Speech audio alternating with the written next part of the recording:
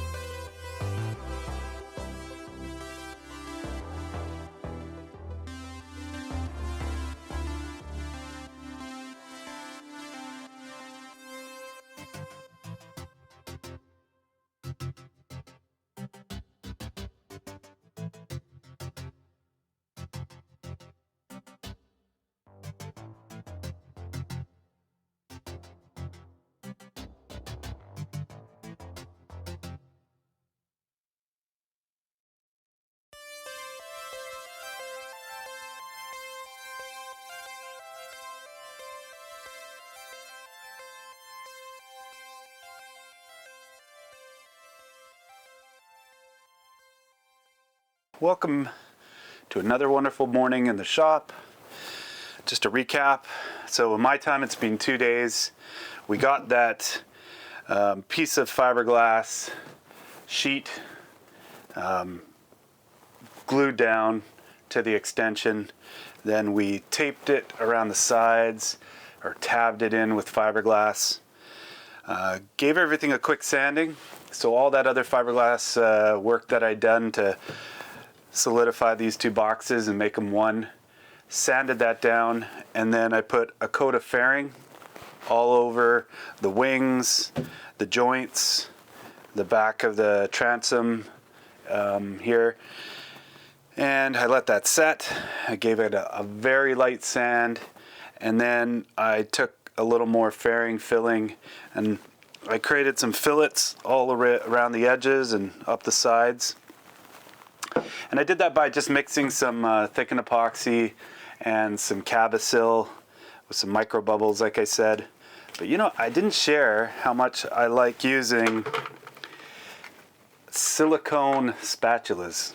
So you can get these really cool silicone spatulas that have different pre-cut profiles. So this has got a square, and this is kind of a rounded edge. Got another rounded edge here. And they are absolutely amazing for doing your fillets. You can also get them in this fun, funky shape, but it's got this round curve. And even though it's pretty sticky right now, so once everything's dry, you can really clean them up easy. This happens to be a little wet from yesterday, but yeah, you just take a cloth to it, boom, there you go. You use it to stir again, mix everything up. You don't have to go through sticks. And the beauty is you don't get a lot of cross-contamination once you've cleaned them up into whatever you're doing. So whether you're making a fillet or whether you're stirring some epoxy, once it's cleaned up, you're not going to get wood fibers or splinters from a stick in there. You're not going to ruin your screwdriver. Anyways, little tip there. Yeah, here's that one again. Just take your cloth, wipe that puppy down. There you go. Not only good for your bolognese, but good for your boat as well. So I'm going to be doing a lot of sanding today. I got to get, just everything kind of sanded to where I want it. The hardest part is sanding these fillets down, making it nice and smooth. It's pretty rough right now. But once I got it sanded back, sanded nice and straight and flush, I'm going to prime everything. Priming will give me the opportunity to decide how I want to do the final paint, whether it's going to be gel coat, gel coat, gel coat on all three sides in here, 4 sides. Or kind of like my 3D drawing, I had everything painted monochromatically the same color, and then I think I put some sea deck down here, some foam boat deck.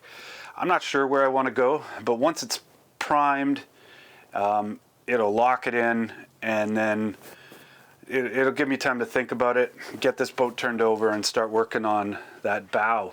So today is all about sanding. Not my favorite thing to do. I'm going to put in a podcast. Yeah.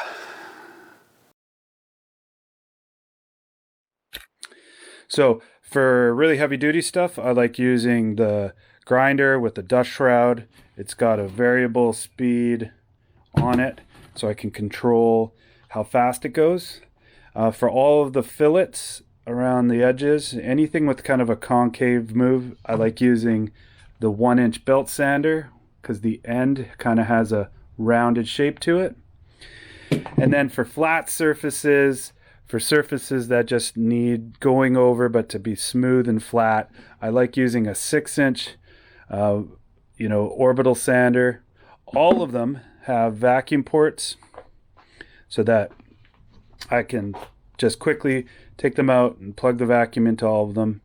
And then so that I'm not like having to unplug and plug all the time, I like using an extension cord with a 3-prong so that I can turn each unit off whenever I want and just plug the vacuum in.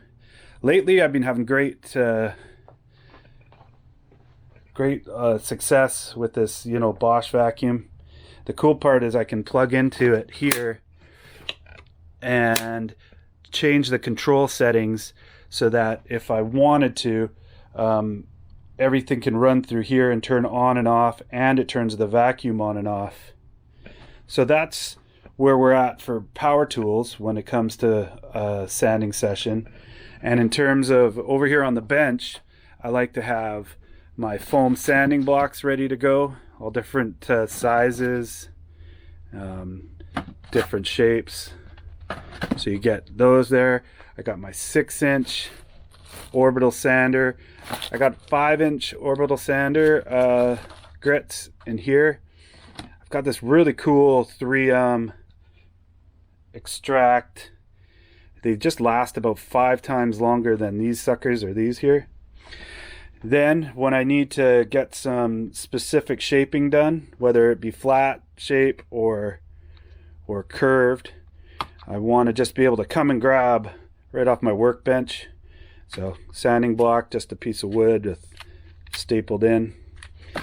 These foam suckers here that you can use the different sanding discs, but they got Velcro on them. Those are beauts. And then just having some flat sheets that you could go in and out of. So between having everything ready to go here and then everything ready to go here, it kind of brings down the pain of a sanding session from a 10 to a 7, from a 10 to a 10 to 10 to a 7, a 5 to a 3, no. Anyways,